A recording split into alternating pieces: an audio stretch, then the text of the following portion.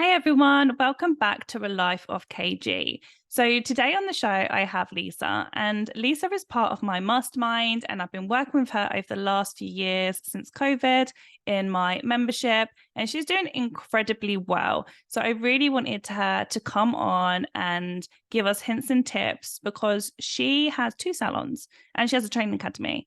So what is it really like to run two salons? What things do you have to have in place? All of that kind of stuff. I've had a chain of salons before, so I could really resonate with what she was saying. So without further ado, here she is. Hey Lisa, welcome to the Life of KG. How are you? Hi, I'm good, thank you. You? I'm good. I'm so excited to have you on, seeing as you're like a wealth of knowledge. So I know the listeners are going to love it. I can't wait to share. So, but yeah, good fun. Yeah, definitely. Okay, so introduce yourself for those that don't know who you are. Who are you? What do you do? Give us a download. So I am Lisa and I own Perfect 10, two salons in West Sussex. And I also have lots of other things that I do as well. I have a training academy. And yeah, that's it really. I've been in it all my life, my whole career. Started right from the beginning all the way to where I am now. Amazing. So take me back then. You said you've been doing this like your whole life. Like, did you have a beauty job before this? Like, tell me the background. So just really, I left school. I loved school. I loved being the social side of school. I wasn't academic at all, but I really enjoyed going to school. I had so many friends, and was just I loved the social side of it. Always talking, always gossiping, getting into trouble. But yeah, I loved it. But I came out with the worst GCSEs, and even to today, I still can't spell. My girls at work love our WhatsApp group because they're in like Lisa's world, so they have to really convert everything that I say, but they get it at the end of the day. So when I left college, when I left school, I felt like in those days, like we're going back to 1996, it was really the route of going to college to do beauty or hairdressing. So I went and I did an MVQ level 3 in hairdressing and beauty. And I absolutely loved it. I felt my passion was more for beauty, because I hated the client looking at me in the mirror, what I was Mhm. doing, which is crazy when I look at it now, because one of the main things that I've always done is nails, and I'm so close to clients. But that person looking at me in the mirror just really put me off. So I became student of the year after my MVQ level 3. So yep. And then my career just started from there, really. I just loved it. I loved my teachers. I got so much enjoyment from learning from them. Um, and yeah, I got my first job in a local salon that was opening up a Dermalogica skincare centre. And we're literally like, what are we now? 1999. So it was like one of the first salons. And I feel like I just got into the world of beauty at like a real good time when it was just starting to become not women with just money that had beauty treatments. It was starting to be open for everybody. So yeah, I started off as a junior, and I just actually last month went back. I keep everything. Like I'm not a hoarder, but I do like to keep everything. And I was on like £1.82 an hour. Oh my God. Can you imagine if it was still like that? No, and like I can only imagine that's how people feel nowadays when they are a junior or an apprentice. But I learned so much, and I learned to grow myself as a person, and I literally just thrived from learning. So I worked really hard as a junior. I did treatments I hated doing. Obviously, I was very young. I had my first male massage that I had to get through the fear point. And just yeah, really helped this salon. There was downsides as well, like it was in a hair and beauty salon, and that's when I really learned that I feel personally we're two different worlds, we're two different kind of people. Um, there was bitchiness in the staff room, which I hated. I felt sad sometimes, demoralized. Um, and it was really hard. And I actually, from every job I've taken, that's the one job that I always go back to thinking, I'm never going to treat my staff like that. I'm never going to get them to do the things that I was made to do.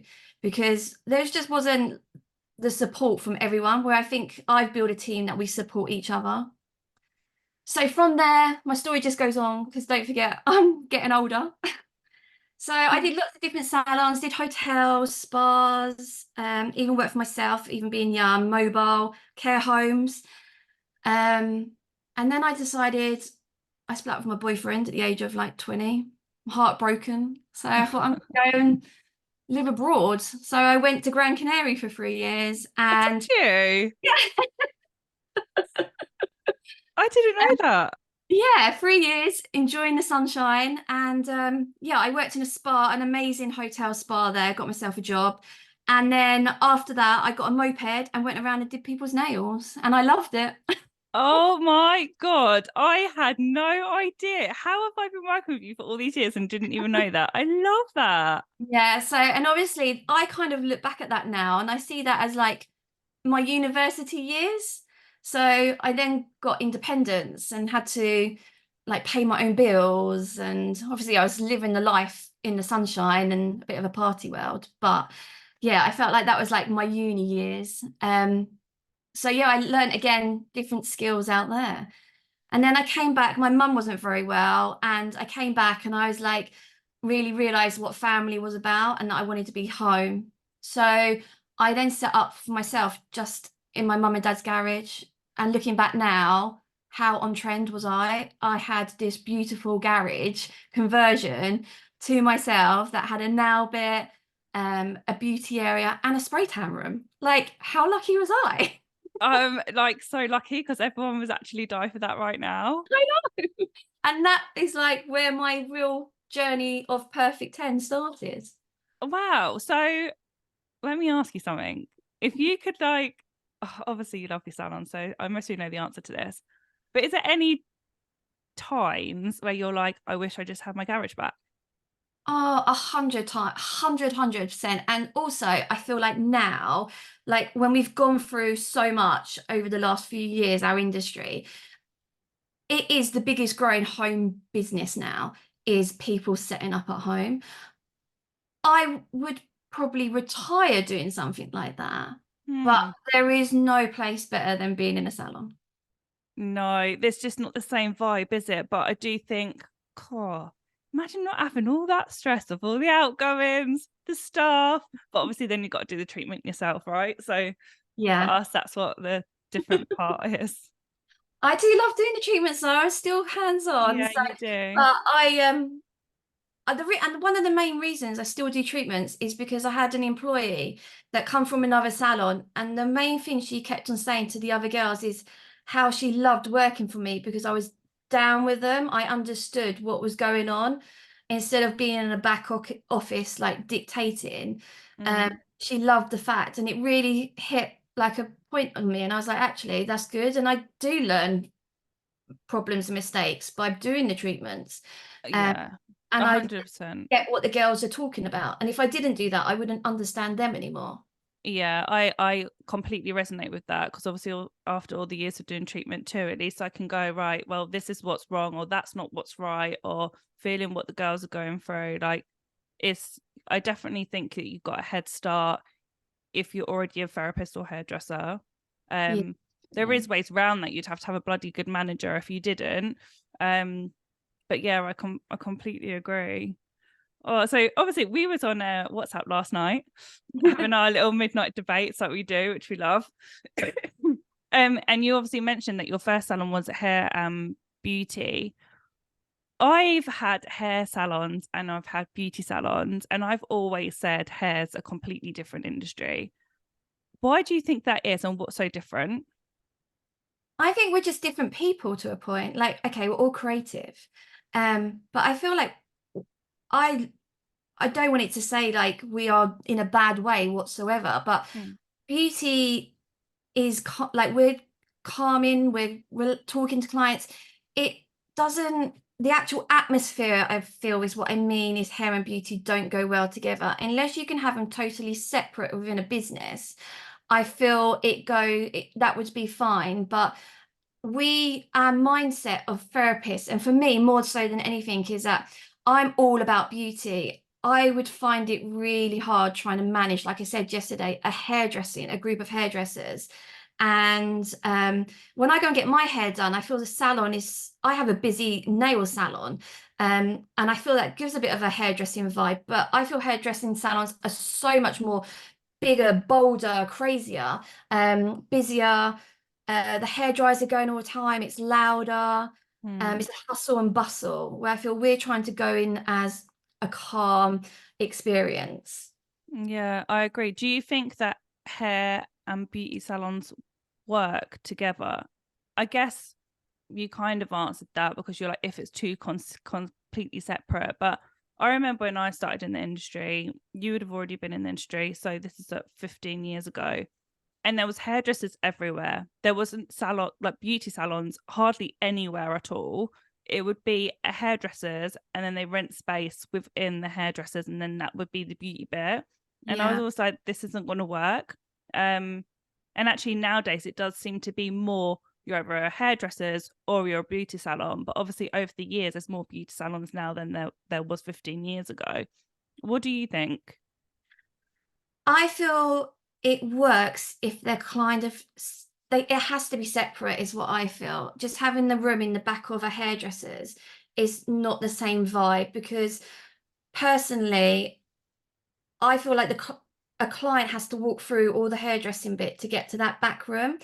And they could have had an intimate wax, for example. They could have had any treatment. And when they're going to come out, I can guarantee clients are going to be hairdress clients are going to be sitting there having their hair done, thinking, "Oh, I wonder what they've just had done." So Mm, I feel it does work if it can be kept separate. There was a salon local to me, and I feel she got it right. She had amazing reception in the middle. Then you went through one corridor and you had this beautiful hairdressing lounge. And then you went through another corridor and then you had the beauty lounge. So that worked fantastic. And her front of house were amazing because they were the reception of looking after front of house. Then yeah. she would have a hairdressing bit and then she had a beauty bit. And that for me was just perfect because it didn't matter that you're sitting in reception because you're dressed, your clothes, no one's looking at you, but you go off to your own section. Mm, So for me, I felt that worked really, really well. I just think it's harder for therapists, me personally, when I'm doing a massage, is what I felt. And I can hear the hair dryers going, the music blasting, and the client might not even hear that, but me as a therapist, it stresses me out because I'm trying to give this nice, relaxing treatment, and I'm panicking this client can hear all of this. yeah, it definitely then comes down to the setup, right? There's a salon near me, amazing salon, and quite similar. You walk in, it's got the reception, but then you go upstairs one floor, it's the beauty, go upstairs the third floor, and it's the hair, but it's all one salon. I mean, a dream salon, right? I'd love to have different levels to the salon. But yeah, that works really, really well. But it just depends on like the atmosphere you're creating. Like I would hate to have a massage and be able to hear hair dryers. Like that's just not cool at all. But we did have a blow dry bar.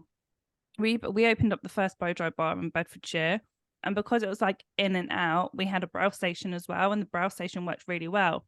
But then when we opened up to the hairdressers and introduced like color and cut in, we had to let the brow side go because it was like this just isn't blending well whatsoever. So I completely agree with you on that. And I do feel like we've got people in the group that are in a hairdresser's but their whole business is separate and they're upstairs and it's run totally separate. It's run by therapists and it works so well because it's their mindset is about the beauty world and the hairdressers is about the hair world. But where they're so separate, but even in the one building, it works really well. Definitely. Okay, so let's go back. So you had your perfect place in your home. Why did you then think, okay, I need to set up a salon? Was it because you were just so busy? Like, where did that vision come from? So I actually went and worked for Virgin at the airport. So I live really close to Gatwick Airport. So when I came back, I got a job at the airport and I was a check-in girl and I absolutely loved it. But I also built my business around my friends and colleagues at work. So they would then come to me and get their beauty treatments and nails done. And then I fell pregnant and in 2005, and I just didn't want to go back to the airport. So I took my whole maternity leave for the year, and then I decided while I was on maternity leave that I kept on doing my clients towards the end, and this is what I was wanting to do. So that was all going really well. And then I got engaged, and then I went down to a wedding dress shop, just got on so well with the lady that owned the shop. And she just told me that next door was available and it would be great to have like some kind of salon in there. And I thought, oh my gosh, what am I going to do? This is just like such a great opportunity. And my biggest fear, which obviously you know more than anyone, is money. Like I am so like conscious of how money is spent. So I walked away and I thought, do you know what? All my clients at home, even if I didn't do one client in the salon, I could still afford my rent.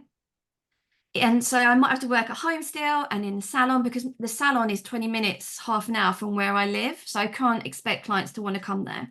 Mm. So I thought, I'm going to do it. So in 2007, March, I was getting married in June. I had a 2-year-old, and I decided that's what I was going to do. And that was the birth of Perfect 10. Oh my God. So I want to touch on something you said, which is money. Do you think then, being in business, and obviously you've grown to 2 salons now that we'll touch on, but doing your pricing structure, has that helped with what your money mindset is? Or do you think it's been more difficult to set your prices because of how your money mindset is? My money mindset is my own personal problem. Like it isn't my parents. I have nothing I can say. My parents were really good, always supportive. I was really, really lucky. My problem is I lost my mum and dad, and then I found myself on my own. I've got my husband, really happily married, but I just felt very lonely on my own. I felt like I didn't have any support or anyone to go to anymore. You know, just for example, if you're like £10 short on something, or is there any chance I could borrow? Can you help? I don't have anyone like that. So it's all on me now. So I then became very conscious and very scared of how I spent money, because I always wanted a little pot there of a safety net all the time. So I'm very conscious of how I price my treatments, and I make sure they're done properly and it's affordable. But I probably hold back an awful lot on the spending because I'm nervous of giving it away. Yeah, I get that, definitely. And would you say then you're also careful on like your stock management and stuff like that? Because I know that's a massive downfall of salon owners. They're like, got salons full of stock, and I'm like, guys, your cash is literally tied up in all your stock. But are you more careful on that? Yeah, like stock over the last few years since I've had my second salon, and since COVID, I've really changed my business. Like it is so different now. I feel like I actually have a company, like everything is in place. I have procedures, I have policies. And yeah, COVID, my stock, I had lots of beauty products, like that all had to be redone and reordered. And um yeah, so literally my stock control is really tight. I only go to companies, I work with companies as well that don't have massive minimum spends. Mm. Um, I find that really unhelpful when they're needing you to spend like £500 to £1,000, when really you only need like 4 or 5 products, and that's to be able to retail. So I'm careful who I spend with. I really look for the right companies, but I also only order from professional companies, and directly from them as well. So I know that I've got the support, and the comeback, if something's not right, I can send it back to them. If something comes broken, I can get my money back or it gets replaced. Where I've got the 2 salons, I do buy in bulk. So I buy bigger sizes and then I separate it between the 2 salons. Mm. So the stock will go to one salon and then it will go off to the other salon. How was your like transition with having 2 salons? Like what was the story behind even opening 2 salons? So It's a crazy, well, not a crazy one, but like I just mentioned, I lost my mum and my dad. Well, when my dad passed away, there was a little bit of inheritance, not a lot, but a little bit, and it just sat in the bank. And my husband is a plumber, and he was doing first fixings on this premises, which was about 10 minutes from where we live. And he just came home. He was like, oh my God, it would just be amazing salon. It's got disabled entrance. It's like really big. It's got a car park. And I was like, I'm not interested. And the main reason I wasn't interested is because I had just started getting over the trauma of losing everybody. So I Mm. felt like I was just starting to relax in my first salon, and I wasn't needed so much, and I could start being a bit more of a manager, not a now technician beauty therapist working 24/7. So I was just starting to get my life back a bit. And then he said to me again about it, and I was like, no, I'm not interested. And then I was having my hair done, and I heard a whisper that the hairdressers were looking at another premises. And I was like, is that the one? So without fear of missing out, I was straight on the phone to my husband, and I was like, right, let's go and see this shop. And then I went there, and it was just literally, it didn't even have a floor, it had no walls or anything. It had just been built, no windows. And I was like, do you know what? Let's just do it. Let's see what happens.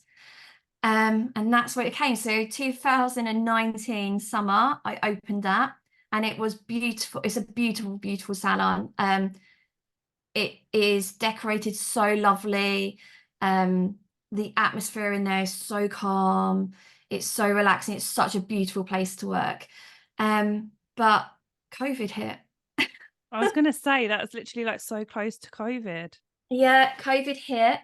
And then I was just really lucky that I had done everything right. So I could furlough everybody, I could get all my grants, Mm-hmm. I could get all the support that I needed. So I'm just, I'm proud to a point that I actually did everything by the book, because there's so many people that were unable to do things because it wasn't set up correctly in the first place. And it isn't anyone's fault. And you know, I'm really passionate about this because there was no support for small independent business owners of how to actually run a business. It did definitely create this shift and this, I guess, yeah, just a shift of, okay, who set up their businesses correctly and who didn't. And then everyone like trying to figure out, okay, what is right? Because like you said, there isn't that much education out there on it. And there was, say, most salons weren't set up correctly, which was just such a shame. Like teams not being able to be furloughed and not being able to get the government support. Like, oh my God, scary stuff.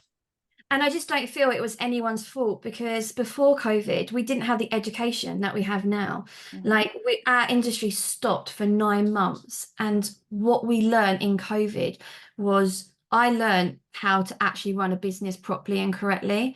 And that's because I was able to stop, and Zoom was there. And like, I never knew what Zoom was until COVID. We had, what was it? House pot? Not house. Yeah, like the Zoom parties of everyone was Yeah, on Zoom. yeah, and we had that other app that we used to go on and talk on. Oh, Clubhouse. Clubhouse, yeah. So like every Monday we'd sign up and listen into like the beauty world, and Yeah. it was fantastic. And it just like all the support, everyone, yourself, and all the other independent people that were coming out and supporting our industry, and we just all got to learn and grow so much, which we're now is amazing, because I feel that's what changed me as a business owner. Was I actually learned so much and been able to put so much in place that now I can sleep at night. I haven't got to worry about things. I have everything. I have HR companies. I know how to pay my girls. Yeah, completely changed. The way you spoke about your second salon, is that your favorite? It's really weird because I don't have, everyone says I have favorites, but I don't have favorites. No? It's really weird because the first salon actually, prob I've always said is the baby. Like that's perfect 10. And even my children see Perfect 10 as like a sibling to them. Like it's been in their lives the whole time. Like my son will say all the good things go to Perfect 10. So it's really, I don't say I have a favorite at all. They're just so different. Like when I opened the salon, the second salon, I actually had the same business model, same products, same treatments, same prices. How wrong was I? It just wasn't the same. It wasn't the same salon. The clients were different. The area was different. The staff are different. So I had to learn really quickly that the business model had to change for it to be right for each salon. That's really, really interesting you say that, actually, because when we work with salons that are franchise salons, the franchise salons only work if their business model is like the same setup as their first salon. So, for example, if they're in a village, they have to then go and find a village that's like a similar kind of village feel, like rather than go from a village to like a high street salon. Like it's such a different way of running a business. And like I said, the type of products you have, like all of those things, which is, I guess, why you needed to change it. 100%. It was like even the staff were different. The other thing is like the first salon I've had for years. So I'd had it for like over 10 years before I opened the second one. So I'd actually molded that salon and my team. So it didn't need to be there. It still run as if I was there. Now I've got this other salon. It's starting again from scratch. Those girls have got to learn to know me again and how my way of doing things and my way of thinking. Um, and just the area is so different. The second salon's in a village. It's so different. They're both amazing, and I'm so lucky to have such good teams and such good clients, and two beautiful salons. We've got a village salon in Bedfordshire, and then we had one of our franchise salons in Essex on the high street. Completely different ball game. Completely different. And when I first done that, I was like, whoa, why is this not working? Like, but you have to literally be like, this is a completely different salon to what the Yeah, first salon is.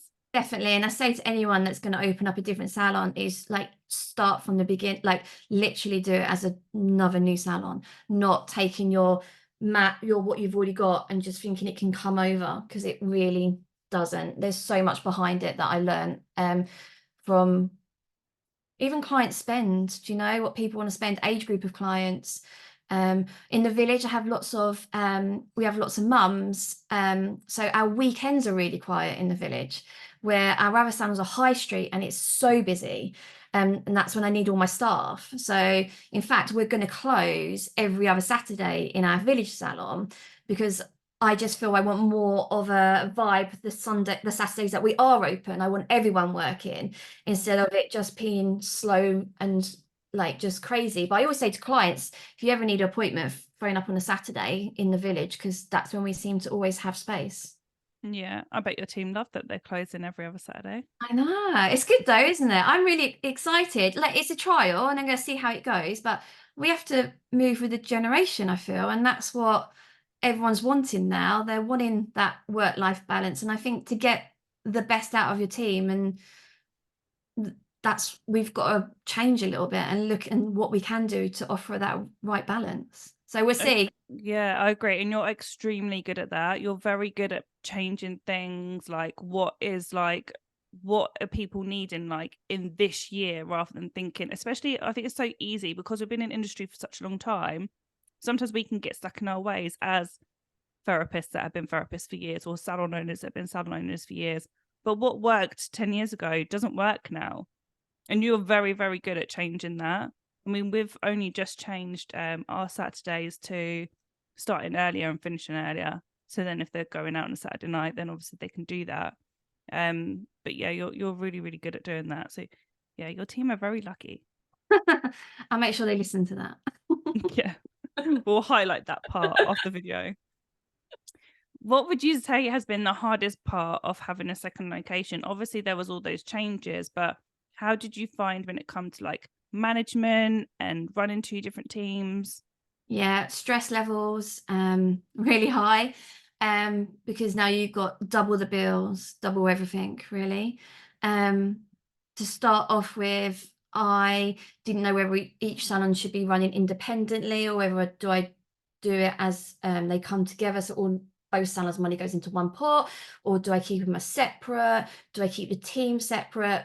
But after getting some advice, my team go between both salons, which is so good. It was hard to start off with, but once they get used to it, they love being in the different salons. They feel like they're going to another workplace, which I feel is really nice for them.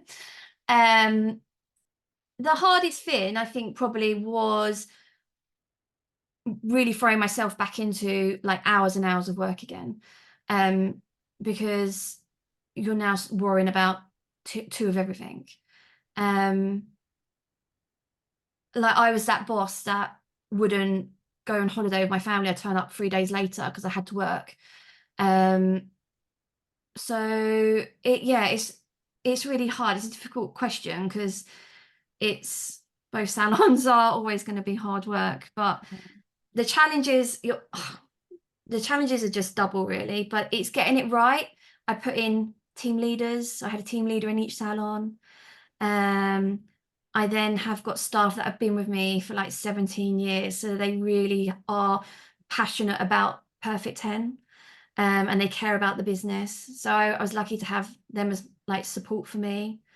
Um, what I did do when I came out of COVID though is I did take on some young girls straight from college and I trained them myself. So I grew my team Mm. um, quite quickly. And that really helped as well to have more people working in the salons because you've just got to spread yourself too thin otherwise. Yeah, definitely. And I always say like opening a second branch is like just completely a different ball game. People think, oh, the first salon's doing really well, so now I open up a second one, but the first salon's normally holding up the second one. Like it's really difficult. And if you haven't got the systems in place, then a lot of the time, unfortunately, it doesn't work. And like someone years ago, before I even did a second salon, said like it would never work because you need two of you. Um, and it always did put me off. And it was one of the things that always stood in the back of my mind, like, God, how am I going to be able to like split myself? But if you've got good teams in your first salon, your salon's right, then the next salon is literally, like I said, starting from scratch and growing it and having it as two separate businesses. But looking back now, would I have done it? It's still a question mark. I know I just have two lovely salons with amazing team. Whether I get financial gain out of anything more, I probably don't. Um, but I love it and I love my job and I love my business. You are so in love with it, like so in love with it. And obviously working with you, like I can see that like it is just true passion for you, which is beautiful. Yeah, I love our industry so much. Like, we're so lucky. Anyone that comes into it now is so lucky because it's evolved so much. And it's just getting it right. It's just having the passion. It's not going into it as I'm going to make a quick buck or I'm going to make all these thousands. That's great if you do, that's amazing. But if you've got the passion, you will do so well. And the training and everything else. So we're lucky because there's so much out there now for everybody. Definitely. So two salons weren't quite enough though for you. You decided to then let's open up training academy. Um I know. and it's not an academy that's within the salons, right? You have a separate base for that. So tell us about the academy and why you felt like setting that up, because I know you've got huge passion behind that too.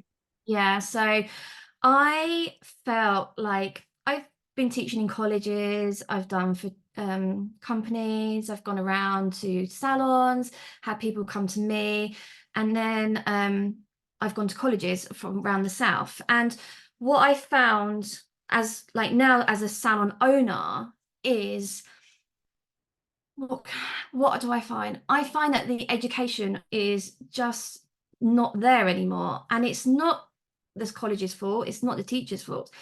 It's just what they have to play with. And it is so difficult that these girls and boys are coming out of college that are not employable. And even now, it's going to be harder because where minimum wage is going up, they then become unaffordable now because they're not employable.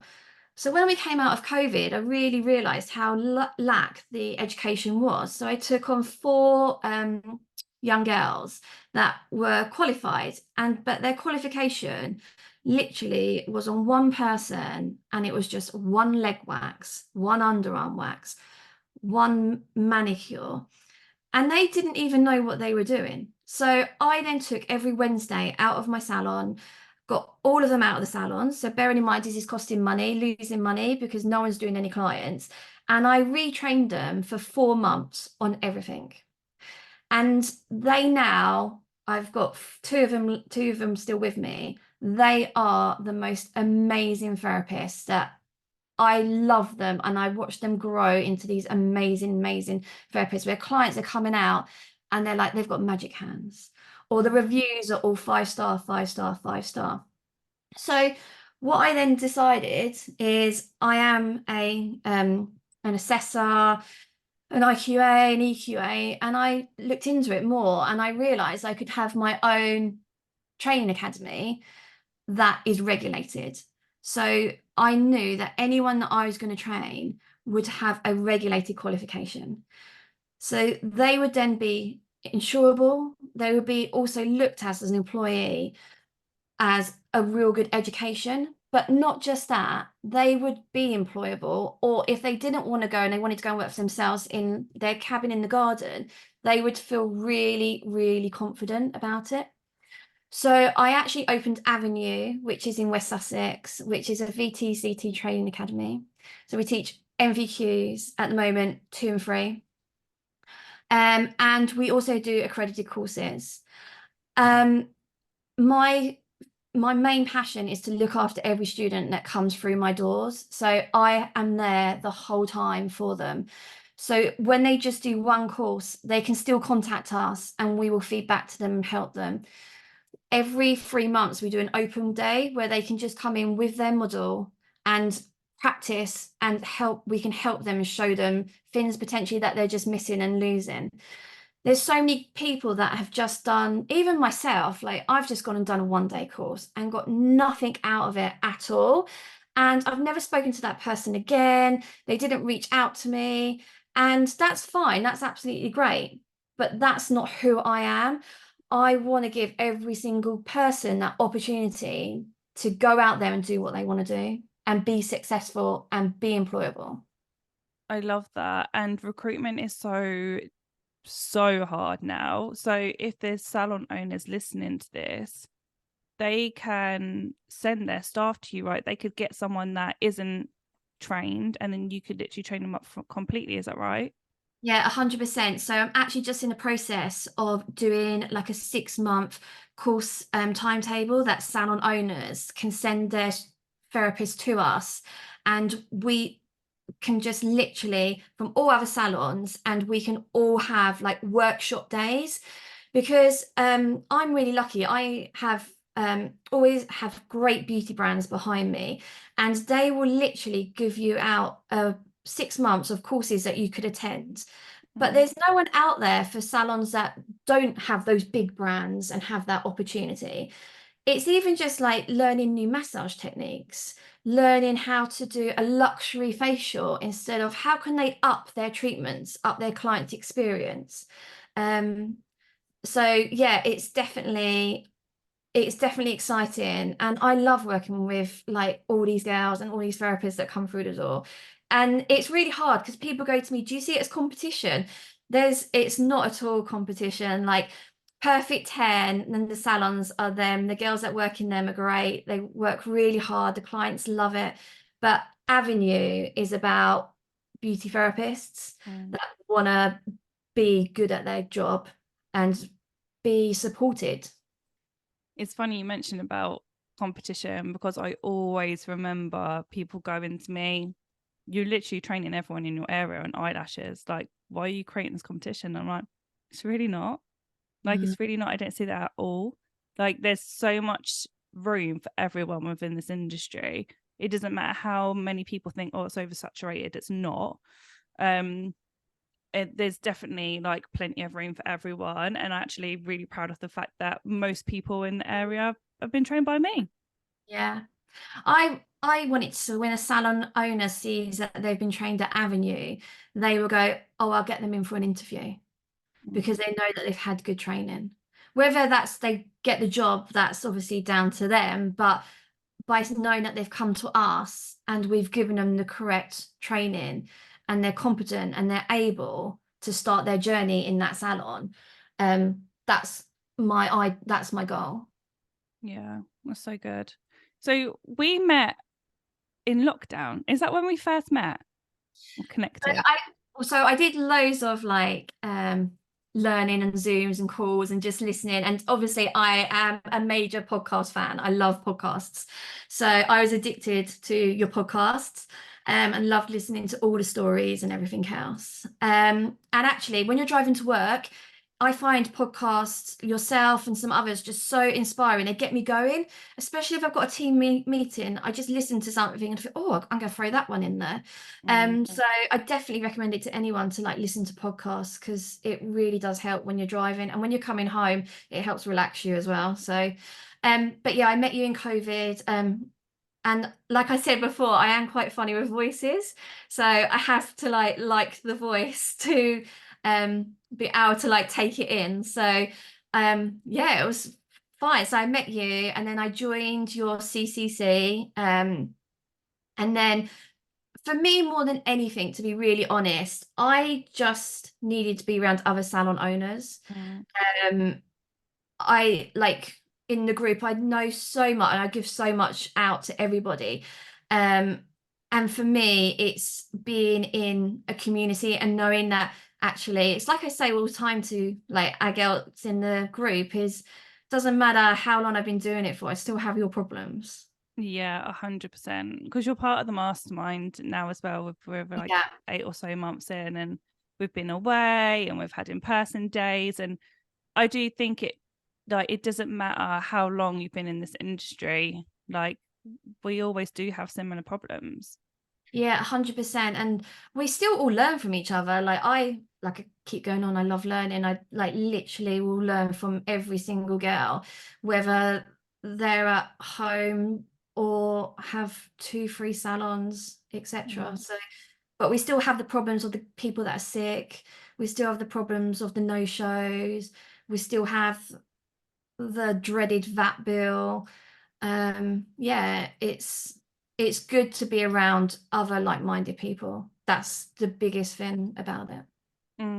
What other takeaways would you say that you've had from joining the mastermind? Well, I loved going to Marrakesh and having the sunshine in January. Well, that was just like, oh, I definitely need to go away every January now. And I Oh definitely God, actually definitely. need to go back to Marrakesh because I loved it. So everyone says when you go to Marrakesh, you find yourself. And I was like, I'm not even into anything like that. And actually, I came away from Marrakesh and I actually did find myself. I actually, for the first time ever, looked at how well I've done, and I've never ever done that before. I've always just gone, oh yeah, I just pay the bills. Oh yeah, I just do this, do that. But it's the first time I walked away and I thought, do you know what? I have got an amazing salon, 2 amazing salons. I've got an amazing training school. I've got amazing family, and now I've got amazing friends. Yeah, amazing. Okay, so where can people connect with you if they want to reach out? So well, I've got so many, haven't I? So my salon's a Perfect 10 Burgess Hill, Perfect 10 Cotform. So come and have a treatment anytime. I love therapists coming in. I love treating other therapists. So if you're local, then obviously please come in and see us. We'd love to meet you. My training school is called Avenue Academy, and that again is in West Sussex, Burgess Hill. And I'm just about to do like a homepage, and it's going to be called Lisa and Co, where you can then just click onto that and you can go to any of my links from there. Amazing. Thank you for coming on. It's been a pleasure having you. Oh, no, thank you.